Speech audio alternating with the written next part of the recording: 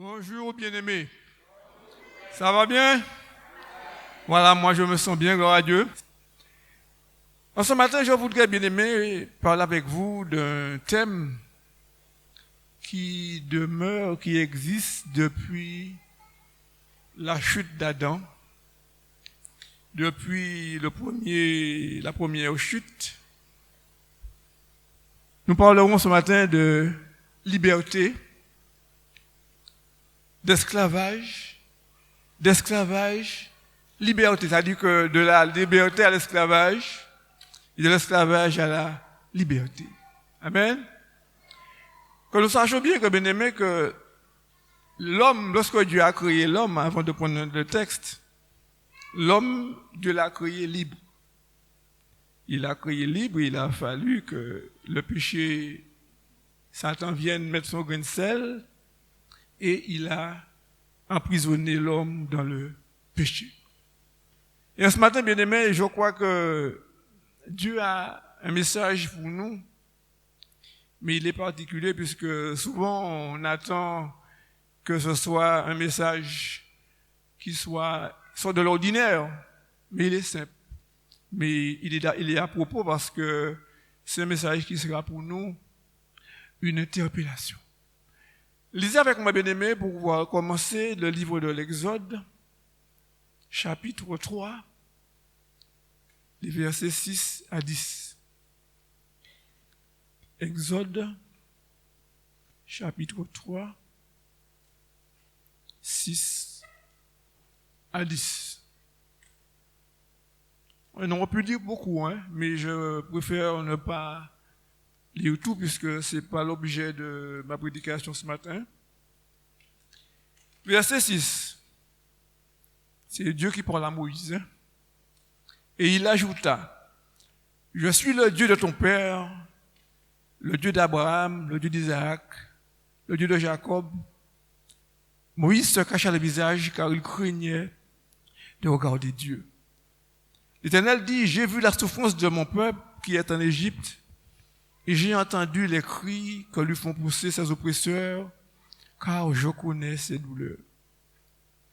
Je suis descendu pour le délivrer de la main des Égyptiens et pour le faire monter de ce pays dans un bon et vaste pays, dans un pays où coule le lait et le miel, dans les lieux qu'habitent les Cananéens, les Héthiens, les Amoréens, les Phérésiens, les Éviens et les Jébusiens. Voici, les cris d'Israël sont venus jusqu'à moi, et j'ai vu l'oppression que leur font souffrir les Égyptiens. Maintenant va, je t'enverrai auprès de Pharaon, et tu feras sortir d'Égypte mon peuple, les enfants d'Israël. Amen. Voilà Dieu qui interpelle Moïse, son serviteur. Vous connaissez l'histoire, pour tous ceux qui lisent la Bible, que comment ça se fait que Israël se retrouve en Égypte? Puisque, comme j'ai dit de prime abord, Dieu a créé l'homme libre et il a fallu que le péché vienne et qui rende l'homme esclave. Et de par cela, le péché a engendré cet esclavage. Mais pourquoi Israël se retrouve en Égypte? Pourquoi Israël se trouve en esclavage?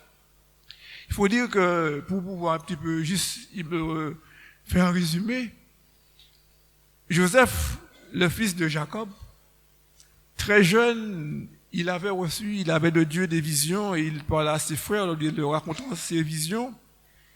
Et cela a créé chez ses frères une jalousie.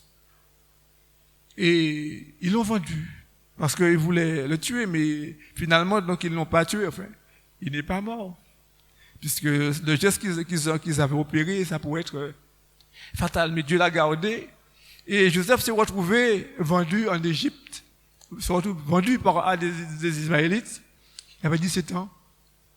Et il se retrouve en Égypte, près de Potiphar. L'histoire, elle est longue, mais je vais essayer de la narrer un peu.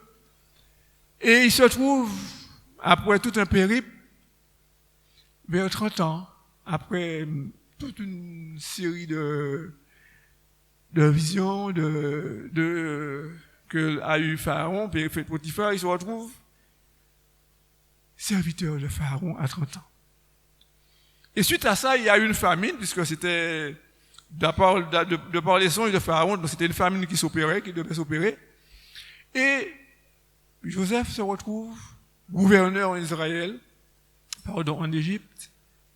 Et sa famille se retrouve aussi en Égypte parce que il y avait à manger en Égypte, alors il y avait de la famine. Et Jacob, le père de Joseph, et sa famille viennent en Israël, en Égypte, et se retrouvent après toute une histoire, après la mort de Pharaon, la mort de Joseph, les Égyptiens se retrouvent esclaves. Les Hébreux se retrouvent esclaves des Égyptiens.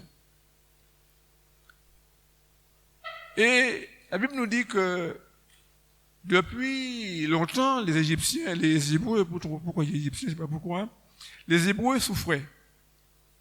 Ils criaient parce que l'esclavage était dur. Et Dieu en a pris compte.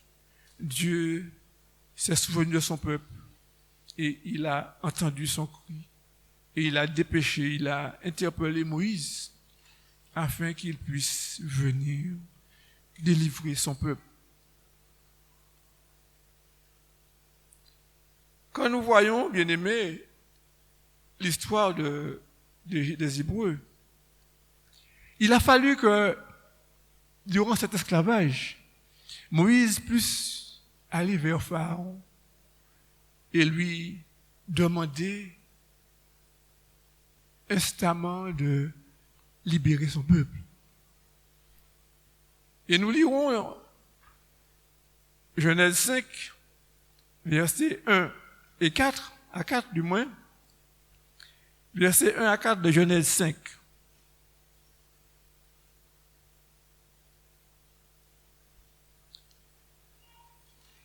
J'ai dit Genèse, pardon, autant pour moi. Exode 5, 1 à 4, c'est pas Genèse. Autant pour moi. J'ai dit Genèse et Exode.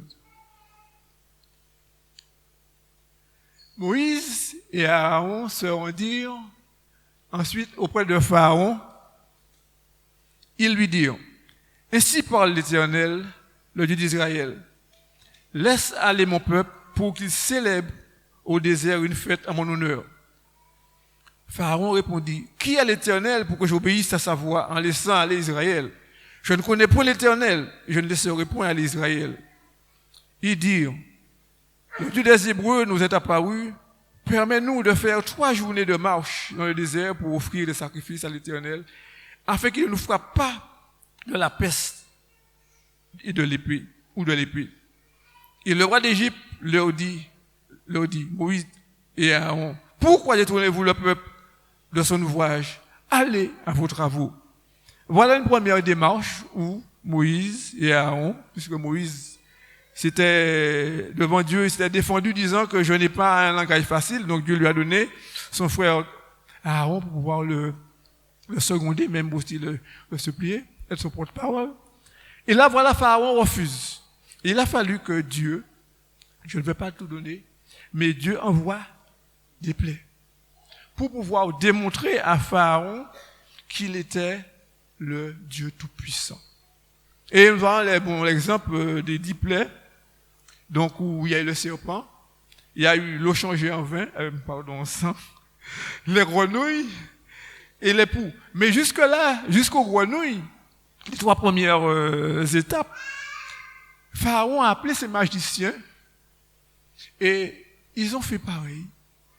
Quand Aaron a déposé sa verge par terre, il était devenu un serpent, les magiciens de Pharaon ont fait autant.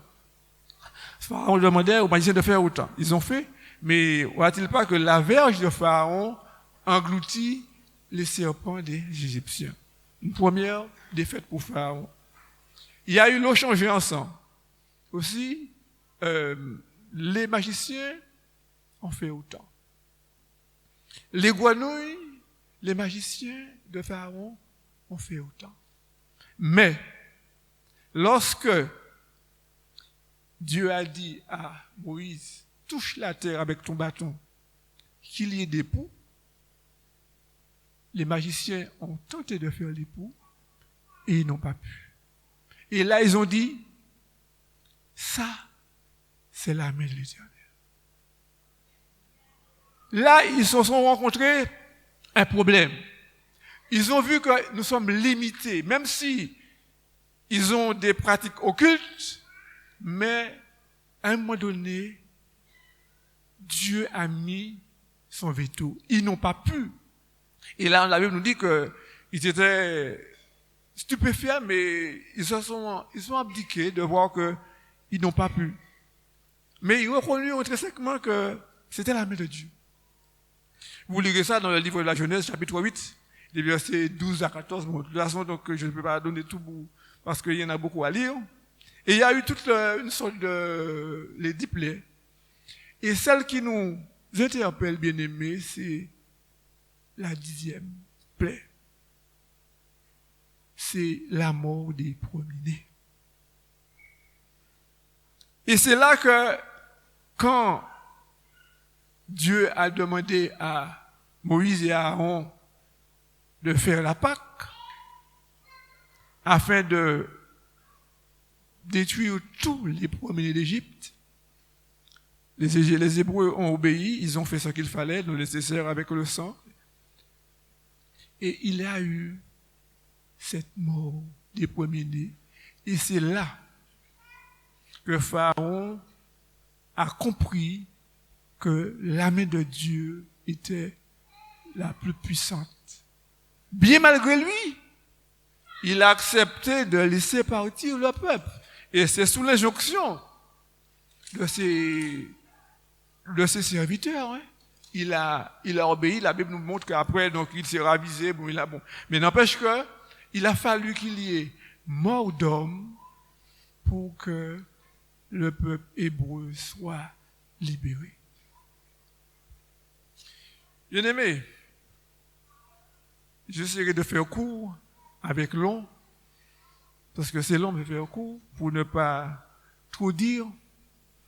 L'histoire de Moïse, d'Aaron, du peuple hébreu, c'est une histoire qui est proche de nous. Un peuple qui était libre, puisque il vivait paisiblement, il a eu la famine, ce moment de disette, qui revient, qui va en Égypte, qui se porte bien, tant que Pharaon et Joseph étaient là. Et quand ils sont morts là, ils se sont retrouvés, comme la Bible nous dit, hein, ils étaient prolifiques, ils étaient nombreux, il y avait toute une vie d'abondance avec eux, leurs animaux. Donc, ça a créé une jalousie pour le Pharaon qui est venu après. Et ça a créé cet esclavage. Bien aimé, je vais vous dire quelque chose, c'est que nous qui sommes aussi enfants de Dieu, Dieu nous montre que l'esclavage qui existait à l'époque de Moïse demeure toujours.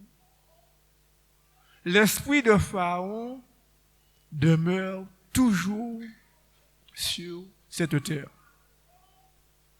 L'esprit des Égyptiens est toujours d'actualité sur cette terre. Vous me direz comment ça se fait que je peux m'exprimer ainsi.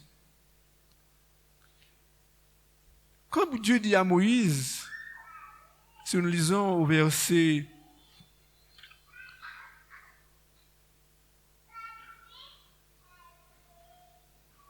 au verset 9 de Exode 3, voici le cri d'Israël, les cris d'Israël sont venus jusqu'à moi, j'ai vu l'oppression que leur font souffrir les Égyptiens. Sachez bien, mes bien-aimés, que le Seigneur, il emploie ce même langage toujours. Il y a beaucoup d'âmes qui sont esclaves. Beaucoup d'âmes sont emprisonnées. Beaucoup d'âmes sont sous l'emprise de ce pharaon de ce siècle, de Satan. Beaucoup d'âmes, Dieu dit à Moïse, à Aaron, on peut s'identifier, chacun de nous, à cet homme, ces deux hommes. Qui est Pharaon? Nous savons. Mais Moïse, Aaron, c'est qui? C'est toi. C'est moi. Dieu nous dit ce matin, j'ai entendu la souffrance de mon peuple.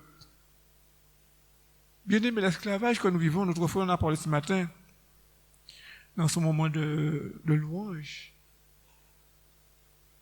Beaucoup d'hommes, beaucoup de femmes, beaucoup de jeunes sont sous l'emprise de Pharaon, du Pharaon de ce siècle.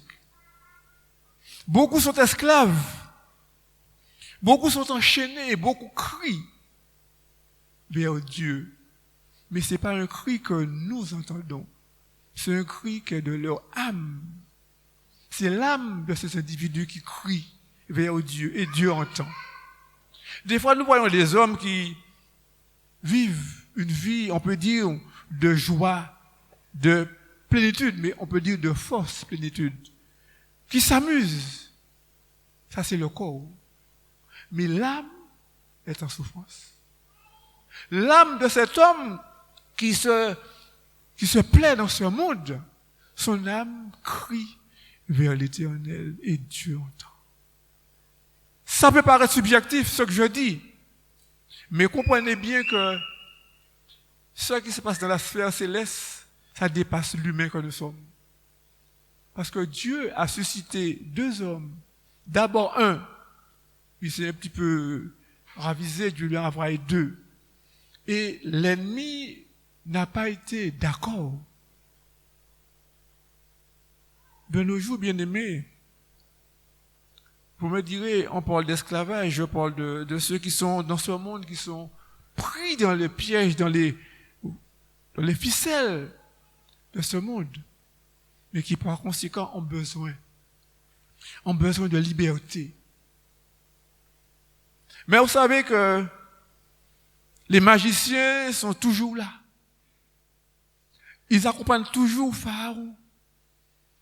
Ils font toujours ces mêmes actes, ces mêmes mimiques pour pouvoir retenir ces gens dans leur piège, dans leur esclavage.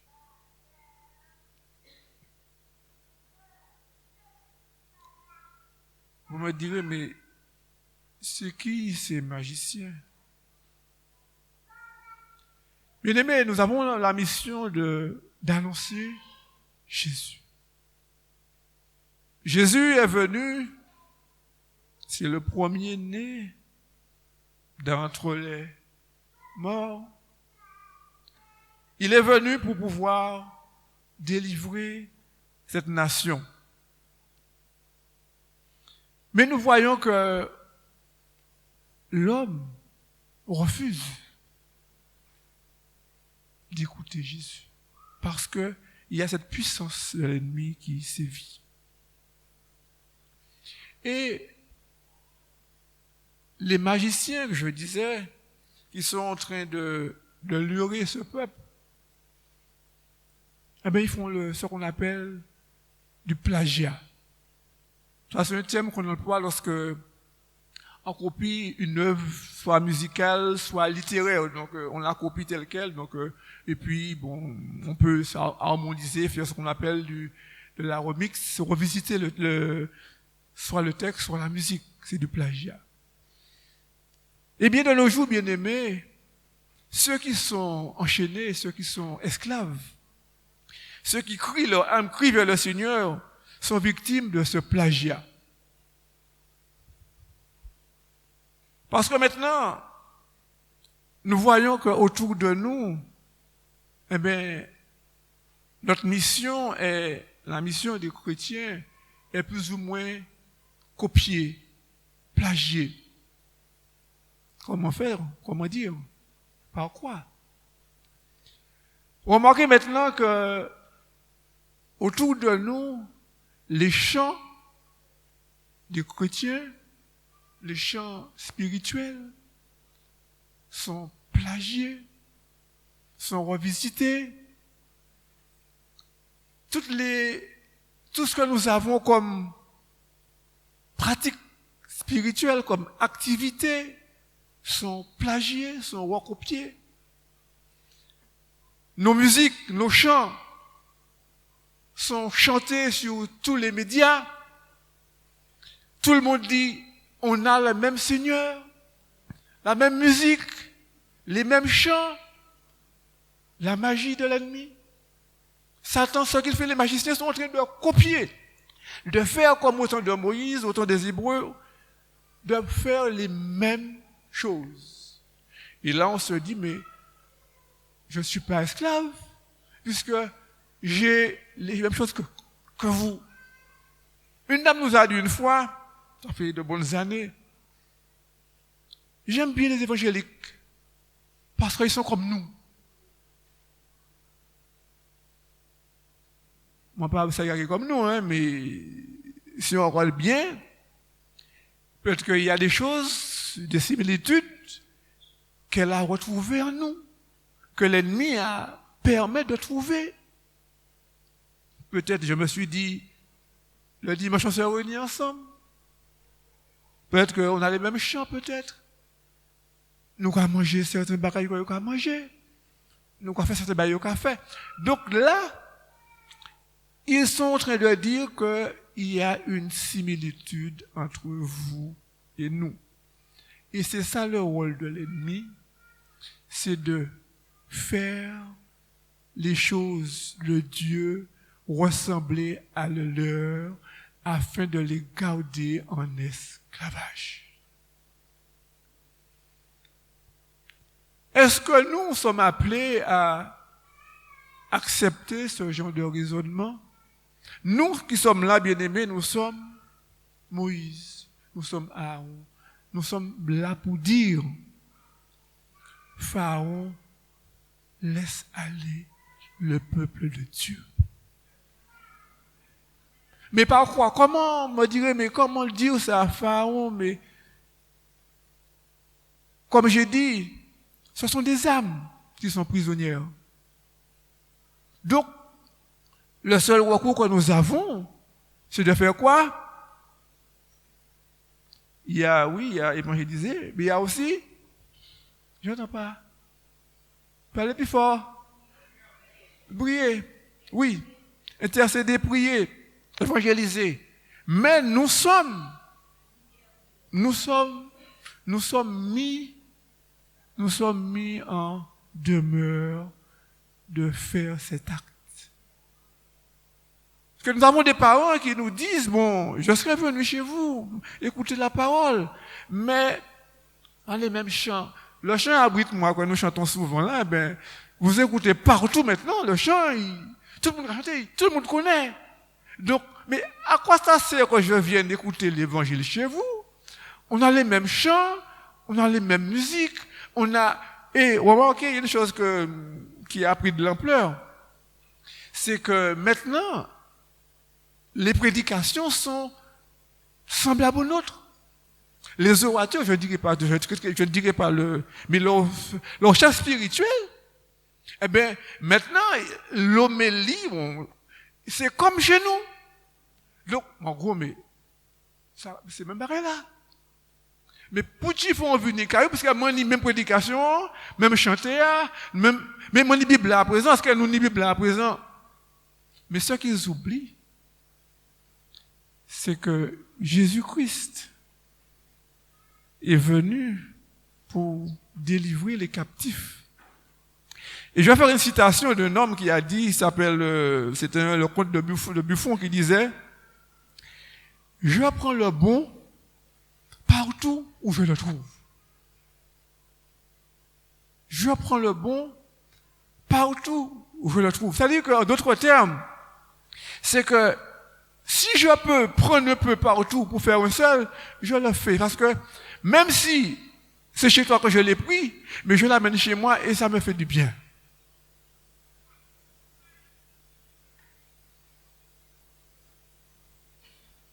Mais quand nous voyons, bien-aimés, il a fallu qu'il y ait une 10e plaie. Qu'il y ait mort de premier-né dans tous les foyers égyptiens pour que Pharaon laisse aller le peuple de Dieu.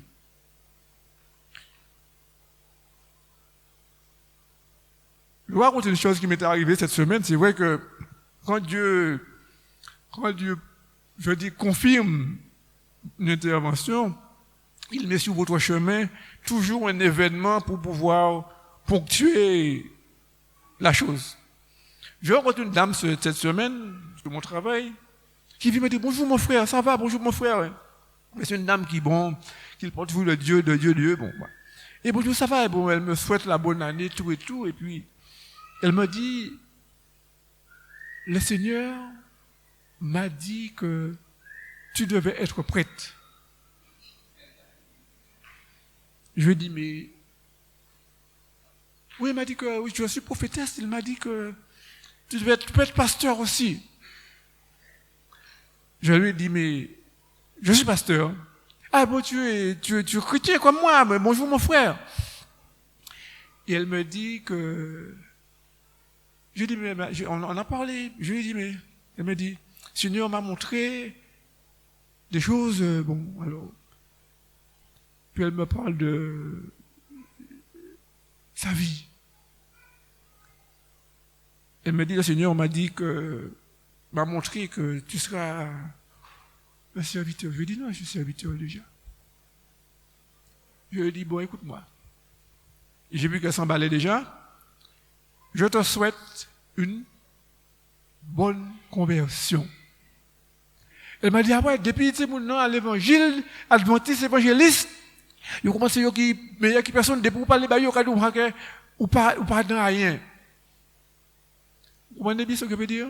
C'est que j'ai touché un point sensible. Elle me dit qu'elle est prophétesse. Mais bon, vous comprenez bien que c'est l'ennemi qui l'anime. Elle m'a dit qu'elle me voit en tant que... Je dois être prêtre, mais elle me voit comme pasteur. Je dis, je suis pasteur. Je sers le Seigneur. Je peux dire que je suis pasteur. Et quand je lui ai dit que je souhaite une bonne conversion, là, elle s'est mise un petit peu à dire que nous croyons comme si c'est nous qui avons la meilleure religion. Parce que, c'est ce que je disais tout à l'heure là, c'est que c'est la même chose que la magie. Des fois, l'ennemi se sert de certaines personnes, il s'introduit en elles, il leur donne des pouvoirs, et puis il se croit aussi serviteur de Dieu. Mais il suffit qu'une parole de vérité vienne les heurter, et là nous voyons tout de suite qu'il y a un problème dans leur relation avec le Dieu qu'ils pensent servir. La Bible nous dit, bien aimé, comme j'ai dit, Jésus-Christ, après la mort des premiers-nés, il y a eu cette libération. Mais bien, nous voyons que Jésus est venu, bien aimé, sur la terre afin de porter la délivrance aux nations. Il est né, il est mort. Et lisons ce texte dans le livre de Colossiens, bien aimé, dans Colossiens. Lisons Colossiens 1, verset 15. C'est Jésus-Christ qui est venu pour pouvoir nous porter cette délivrance. Colossiens, j'ai dit 1, verset 15. Il est dit, il est l'image du Dieu invisible, le premier-né de toute la création. Verset 16. Ma sœur. La suite. Car en lui ont été créées toutes les choses qui sont dans les cieux et sur la terre, les visibles et les invisibles, les trônes, dignité, domination, autorité. Tout a été créé par lui et pour lui. La vie, la mort, l'autorité, mais aussi la délivrance. Nous qui avons compris l'importance, bien-aimés, que la liberté existait à la création, le péché a rendu cette liberté, a fait l'homme perdre cette liberté. Il l'a rendu en esclavage de l'ennemi. Mais Jésus-Christ est venu. Jésus-Christ est venu pour nous rendre libres. Il est venu pour nous libérer. Et je crois que, bien aimé, l'important pour nous maintenant, c'est de comprendre que nous ne pouvons accepter que la magie de ce monde puisse nous faire croire que tout est accompli pour l'homme. Jésus est venu tout accomplir. Mais quand la Bible nous dit que Dieu a eu peine de son peuple, jusqu'à aujourd'hui, Dieu a peine pour son peuple.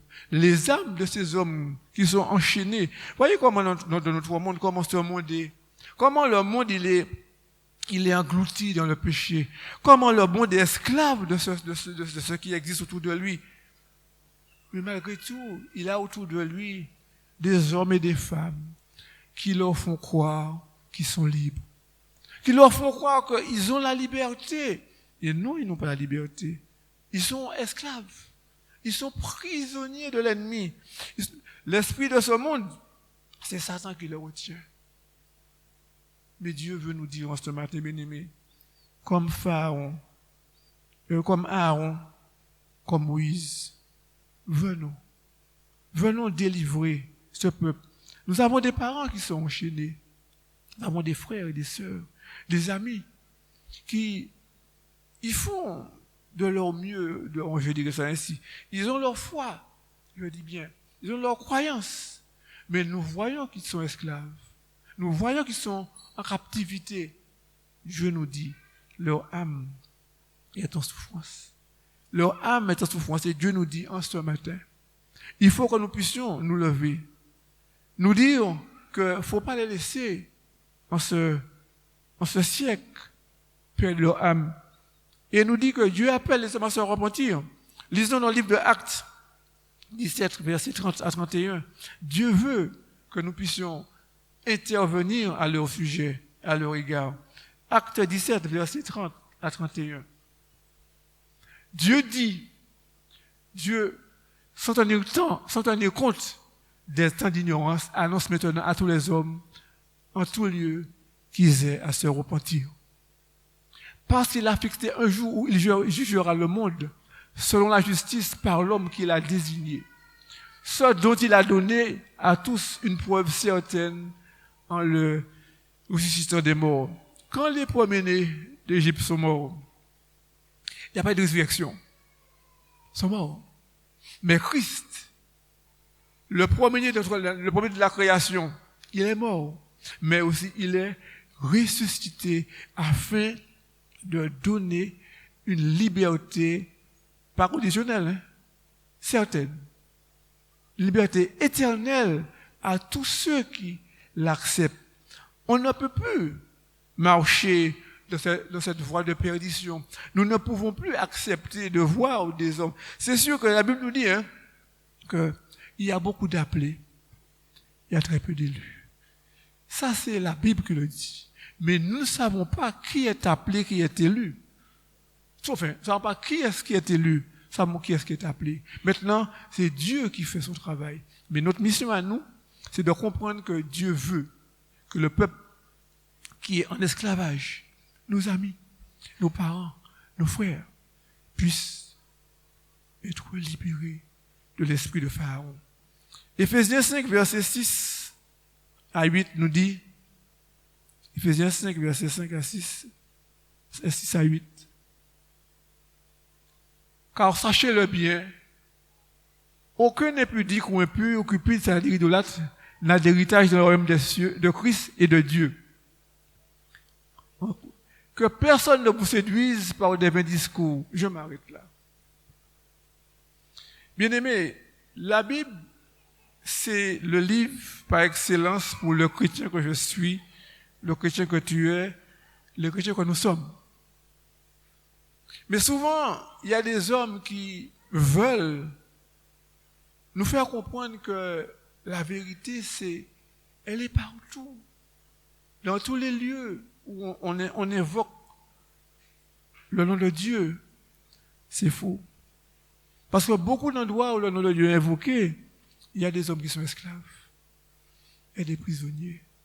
Mais comme l'esprit des magiciens est toujours là, il leur fait miroiter des choses qui ressemblent au vrai. Comme on dit en vulgaire créole, il faut prendre de l'eau mouchasse poulette. Il assemble, il jaune pour une poubelle. Donc c'est un peu ça. Mais bien aimés, croyons bien que Dieu veut nous dire ce matin qu'il y a un peuple en souffrance. Il y a un peuple en souffrance. Et il veut que nous puissions intercéder en sa faveur. C'est vrai que même s'il n'y a pas de campagne d'évangélisation, même s'il n'y a pas de sortie sur le terrain, mais chacun de nous, mettons-nous l'esprit de Moïse, l'esprit d'Aaron, et annonçons Jésus. Annonçons aux hommes que l'esclavage dans lequel ils sont, il faut qu'ils s'en sortent. Et nous continuons à lire le verset, je disais, continuons à lire la suite du verset. Oui, voilà. Car c'est à cause de ces choses que la colère de Dieu vient sur les fils de la rébellion. Il y a mort d'homme. N'ayez donc aucune part avec eux. Verset 8. Autrefois, vous étiez ténèbres. Et maintenant, vous êtes lumière de le Seigneur. Marchez donc comme des enfants de lumière. Autrefois, nous étions ténèbres. Mais étant maintenant lumière, si je marche dans la lumière, je dois faire quoi? Je dois aussi éclairer ceux qui sont dans les ténèbres. Je dois les éclairer. Même s'ils ont l'impression de voir clair, mais ils sont dans les ténèbres. Même si on leur fait miroiter des choses qui paraissent vraies, mais c'est du leurre. Nous croyons que Dieu veut nous dire ce matin que il faut que nous puissions nous réveiller. Donc je pense que là où je suis, j'irai au ciel. Hélas, Dieu ne dit pas ça. Éphésiens 4, verset 18 nous dit, Éphésiens 4, 18 nous dit quelque chose. Éphésiens 4, 18. Ils ont l'intelligence obscurcie, ils sont étrangers à la vie de Dieu à cause de l'ignorance qui est en eux, à cause de l'endurcissement de leur cœur. Pharaon, bien-aimé, son cœur s'est endurci durant 9 plaies. Durant 9 étapes, son cœur s'est endurci parce qu'il ne voulait pas laisser partir le peuple de Dieu. Et c'est ça qui existe toujours, bien-aimé. L'endurcissement demeure dans le cœur des hommes. C'est ça. Parce que ils sont que là où il est, il tire un profit. Vous savez que j'aime à dire une chose. Dernièrement, dans les actualités, on a entendu qu'il y a eu un meurtre, un double homicide. Il y a eu 2 hommes qui se sont entretués. Et l'histoire révèle que c'est sur fond d'alcool. Monsieur toujours dit que si 2 hommes, 2 êtres s'entretuent, c'est que ils avaient un petit peu l'esprit très dérangé. Leur qu'à boire de l'eau ou pas qu'à agressif. Donc, à boire ou pas, on peut être une nature agressive, ça peut arriver. Mais, cette boisson, ou ces boissons, non alcoolisées, n'ont pas d'effet néfaste sur l'homme. Et ça ne peut pas nous en conduire à des situations aussi dramatiques.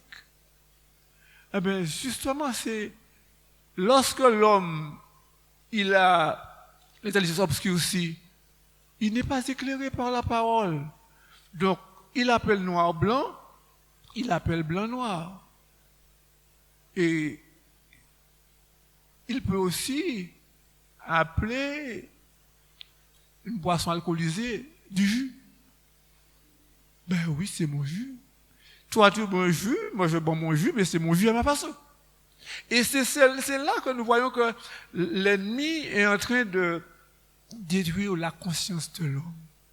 Le péché est là. Il le rend esclave. Et il l'empêche. Il le garde dans l'ignorance.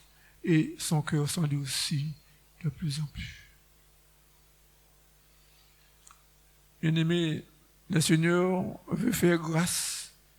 Il veut pas que la rébellion demeure chez l'homme indéfiniment, mais en moins il y a des sanctions. Et pour conclure, bien-aimé, je vais lire avec vous. Il y a beaucoup à dire, mais je vais ne pas trop dire. Bon, chacun pourra faire de son intervention. La Bible nous dit, pour la sanction finale, Apocalypse, chapitre 21, verset 8, pour nous dire que Dieu ne veut pas ça pour les hommes. Mais malheureusement, il y a de ceux qui en paieront les conséquences. Apocalypse 21, verset 8 nous dit, c'est le chemin qui, malheureusement, sera pour ceux qui seront dans l'endurcissement, dans la rébellion. Mais pour les lâches, les incrédules, ceux qui ne veulent pas croire, abominables, ceux qui font les choses mauvaises, les meurtriers, les impudiques, les enchanteurs, les magiciens, les idolâtres et tous les menteurs, leur part sera dans les temps de feu, de souffle, qui est la seconde mort. Retenons bien ce matin que Pharaon a eu des magiciens avec lui qui ont singé le vrai. Ils ont fait aussi des choses que Dieu faisait, comment dirais-je, des pratiques. Ils ont fait un petit peu, mais ils ont été limités. Et il a fallu que ces magiciens-là, que Pharaon, que tous, lorsque Dieu a appliqué sa sentence sur les Égyptiens, certainement eux, ils avaient des enfants premiers-nés. Et ils ont perdu le premier-né. Ils ont payé les conséquences. Et tous ceux qui refusent d'obtempérer, tous ceux qui ne veulent pas se plier aux injonctions de Dieu, seront aussi jugés de la sorte. Mais bien aimés, nous, en ce matin, retenons, Dieu entend l'âme de ceux qui crient et nous appelle à faire comme Moïse et Aaron, à crier, à prier, à interpeller, à demander même, je dirais, à les déloger dans les mains de l'ennemi. Ne pas aller dire Satan l'a Dieu, mais de prendre autorité sur l'ennemi afin qu'il les lâche, afin qu'ils aient une liberté pleine en Jésus. Que Dieu sa grâce en ce matin nous bénisse, mais aussi que ces paroles nous restent ancrées en nous afin de continuer à le servir et aussi à voir sa gloire en son temps, surtout à ceux que nous aurons sur notre route pour pouvoir leur dire que Jésus te dit, sors de l'esclavage et dans la liberté. Amen. Nous allons faire prier avant de partir. Nous allons faire cette prière. Je vais répéter après moi. Papa, je vais glorifier non. Je vais élever non. Parce que c'est bon Dieu. Je vais dire merci. Parce que vous tirez moi en bas puissance Pharaon. Ou tirez moi en bas puissance Tchemboisé. Ou tirez moi en bas puissance sorcier. Et puis vous menez moi en bas puissance Jésus. Je béni non. Parce qu'à présent, mon paix appelé au papa. À présent, mon corps héritier puis Christ. À présent, mon père vivre par le Saint-Esprit. À présent, je vais venir devant. Et puis la grâce. Et puis force. Et puis confiance. Et puis la foi. Papa, je vais béni non. Je vais prier s'il te plaît. Dis remplis-moi. Remplis-moi. Remplis-moi. Dis connaissance. Fais-moi comprendre l'évangile. Au nom de Jésus. Bats-moi victoire, moi. Pour que victoire, moi. Mon way. Au nom de Jésus. Je béni au papa. Fais-moi comprendre. Que mon pas pour paix.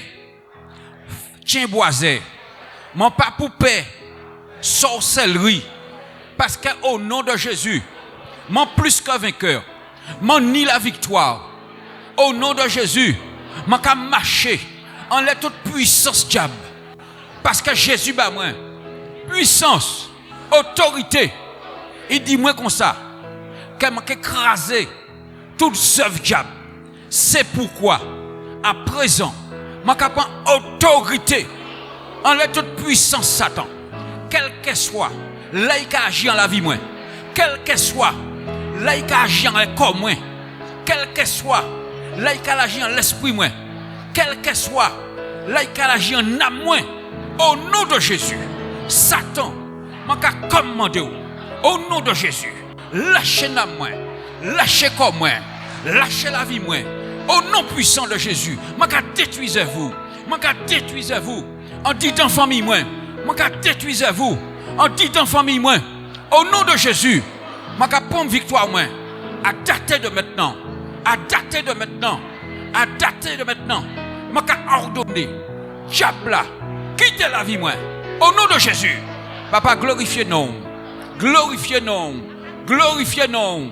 Au nom de Jésus. Amen. Amen et amen.